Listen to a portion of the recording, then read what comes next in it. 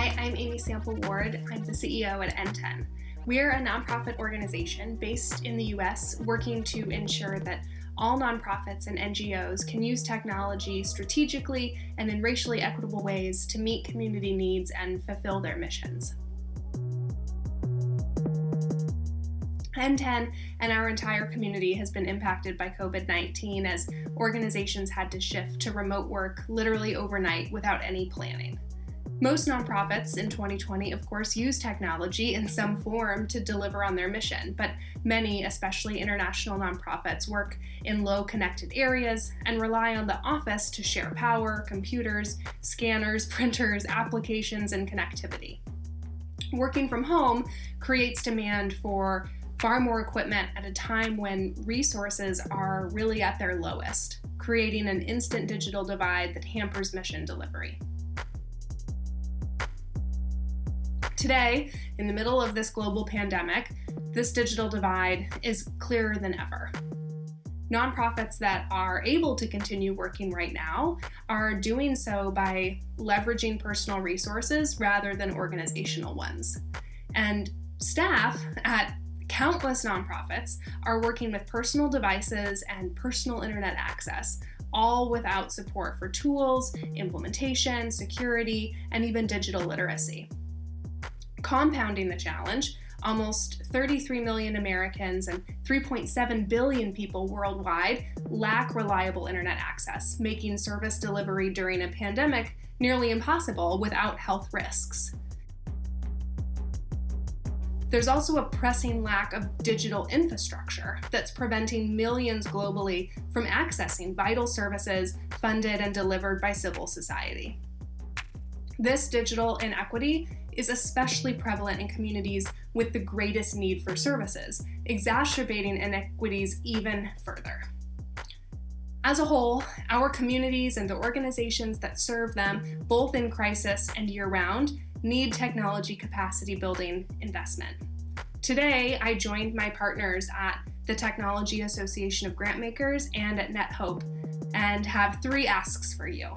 First, help promote access to devices and the internet for nonprofits and communities by partnering with or even donating to organizations that refurbish and distribute devices. Second, to support global efforts, join NetHope's nonprofit Response and Recovery Technology Fund to enable digital adoption and response to immediate remote working needs and to drive digital transformation of humanitarian services in recovery to build back better and create a more efficient and impactful system of aid. Lastly, invest in N10's educational work to strengthen nonprofits of all sizes and mission focus by expanding their capacity to address their community's urgent needs. You can learn more at n10.org/fund. Thank you all for the work that you do. Peace. I am Bryce Detroit, Detroit African, entertainment artist, activist, griot, was a participant in the Republica Detroit sequencer tour. Had a great time. Super shout out Yolanda and everybody who helped make that happen. Well, personally, and speaking on behalf of the cultural producers whose social practice in Detroit is really grounded in convening and bringing people together to have critical conversations and critical investigations using art. Well, the direct impact is we have not been able to convene. We have not been able to do programming in the last 2.5 months, and there is no foreseeable future. Another very real impact is for like myself, whose practice is funded primarily through philanthropic foundations. The philanthropic foundations in Detroit have put a halt, have suspended all funding in 2020 right now. So that has directly impacted me in terms of the future, the resourcing and funding of my work that was already planned out. So it's a direct impact in those 2 ways for sure.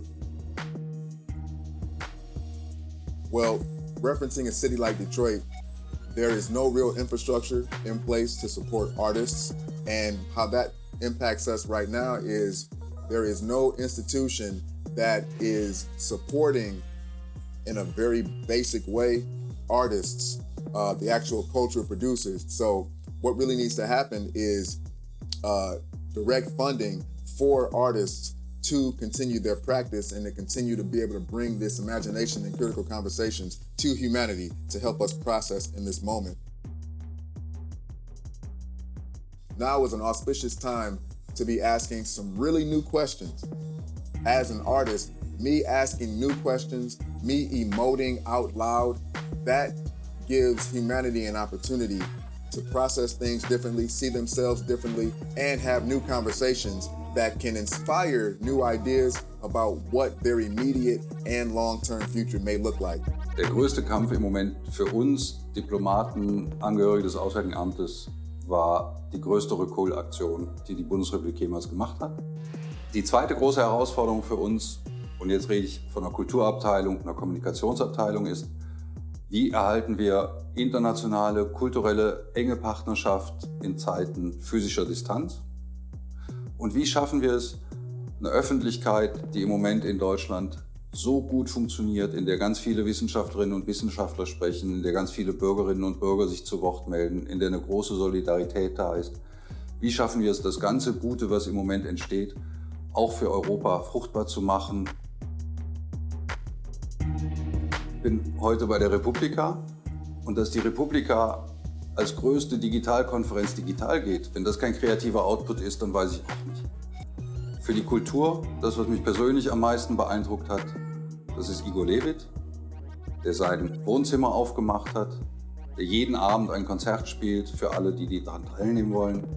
Und das dritte ist ein wunderschönes Projekt des Goethe-Instituts. Das Goethe-Institut macht für uns die Auswärtige Kulturpolitik. Und das Goethe-Institut hat sich mit Kulturama zu der größten Plattform entwickelt. Über 300 Projekte aus allen möglichen Ländern sind da im Moment drauf. Die größte kulturelle Plattform, auf der man hier in Deutschland sehen kann, was in den anderen Ländern an Kultur im Moment existiert, wie gedacht wird, wie diskutiert wird und vor allen Dingen, welche Fragen uns alle betreffen. Und das sind die 3 schönsten Sachen, die ich gesehen habe. Willy Brandt hat mal gesagt, Außenpolitik ist zu wichtig, um sie den Staaten zu überlassen. Und deswegen brauchen wir keine Außenpolitik der Staaten allein, sondern eine Außenpolitik der Gesellschaften. Und das ist meine Hoffnung für die Krise in dem Moment, in dem wir merken, der Virus hat keine Grenzen. Und nur wenn wir unsere eigenen Grenzen überwinden, kriegen wir das auch zusammen in den Griff. Die Rücksichtnahme aufeinander und das gegenseitige Helfen, das, glaube ich, ist der Weg, den die internationale Gemeinschaft in der Zukunft gehen kann. Hi, my name is Ingrid La Fleur, and I am the founder of the Afro-Future Strategies Institute.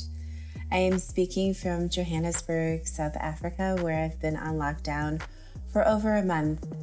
I'm originally from Detroit, Michigan. How does COVID-19 personally impact my life? It is thinking about Detroit right now. Detroit is a hotspot of the United States. We have high levels of COVID-19 cases and deaths. And so when I think about my biggest struggle, it is to not sit too far deep into that grief, not for too long, and really make sure that I am finding moments of joy and pleasure so that I can heal myself and stay as healthy as possible, because as we know, stress does compromise the immune system. I think a silver lining that comes from this is a couple things. We understand how important it is to be human-centered in all our systems, because that is what is going to carry us through these difficult moments. We also understand that how we've impacted the earth is not necessarily sustainable. Within this month or 2 of quarantining, we've seen how air pollution has greatly reduced. Dolphins are now swimming in the Venice Canal. And so now the question is, how do we kind of maintain this? I do hope that we all find moments of pleasure and joy within this dystopian moment. It's a moment of transition and transformation. So I think this is a really great time to reflect and to see how we're going to engage this new world, hopefully with a new self and a new perspective. Stay safe and healthy. Hello everyone, my name is Habib Lesevic. I'm an entrepreneur from Berlin, and I'm happy to be part of this shout out today. So yeah, let's go. So I'll refer to my business and the people within my business as my community, as those are the people I'm surrounded with most of the time and I work with most of the time. And yeah, we've been hit pretty hard by this. As a matter of fact, March and April, we've seen almost 100% cancellations in our business activity, which you can imagine is something that, you know, we have to work hard to deal with, and probably will have to work hard to deal with going forward quite a bit into the future. And that's been tough. But what's been amazing is to see on the human level how my colleagues, how our organization, the people in it have come together with such a positive spirit to try to pull through this difficult time.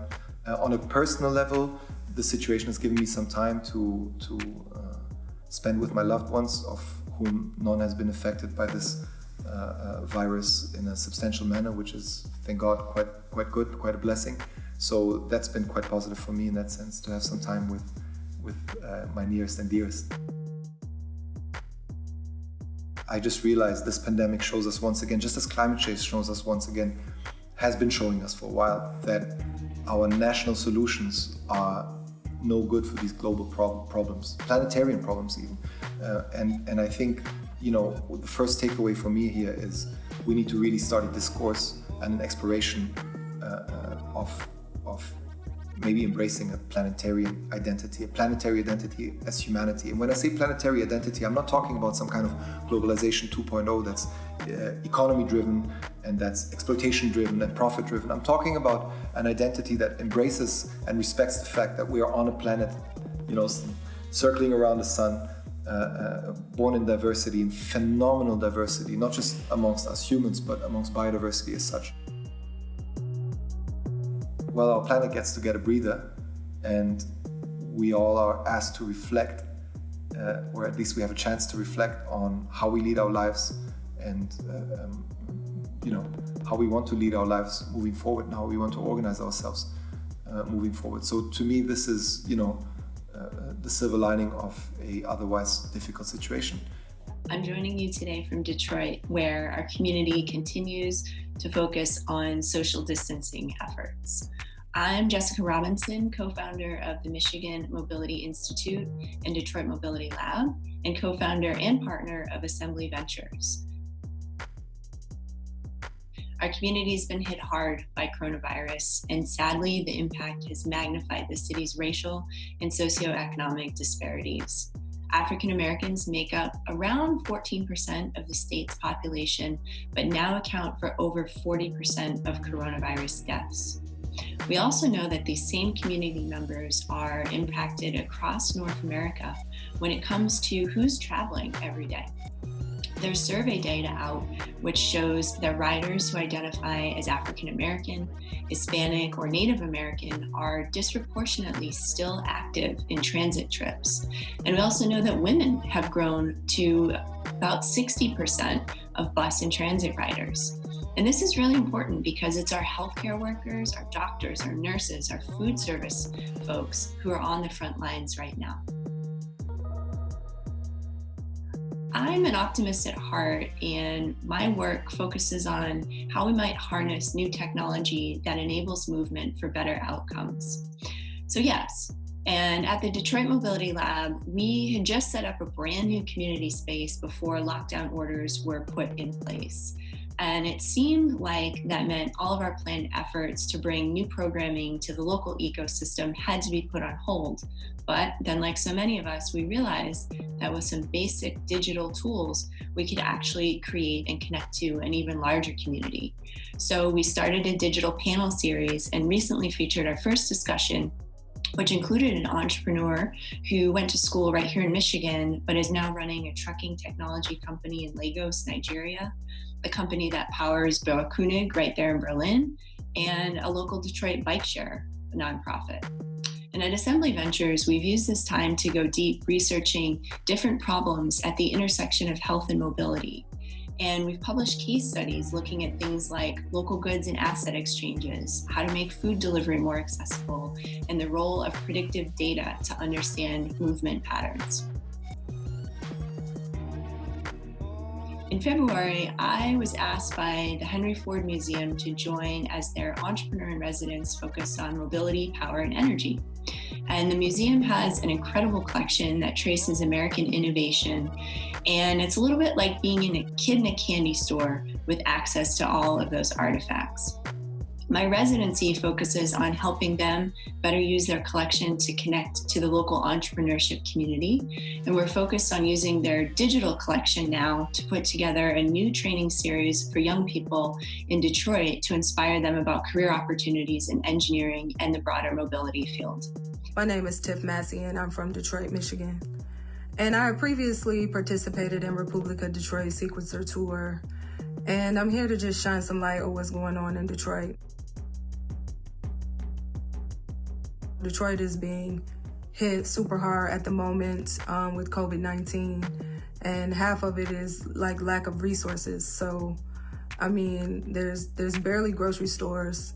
There's barely places where you can go buy supplies and equipment. So it would make it very, very hard to actually have access to protective gear like gloves and masks and things like that. Or even sanitizer, even though there has been like an outpour of, information to how you can make your own. But I don't know necessarily if any of that information is being trickled down into the greater community. For me personally, COVID is very, very close. My next door neighbor has had it. Her mother has passed away recently from the virus. And, for myself, I'm just trying to, one, stay sane. I have 2 puppies, and so I walk them quite often. And then I just started to, think about my practice a lot and things that I would like to change. A lot of people are saying like COVID is perfect for artists because we're so used to, isolating and making a lot of work. But when you have, a virus that you can't see that's just wiping out your friends and your community, it's hard to really think about, your practice or how the world was previously. So, prayers up for Detroit. I would like to do more if I could, but I'm always doing the most. And so I'm really just trying to take the time to take care of self and be safe.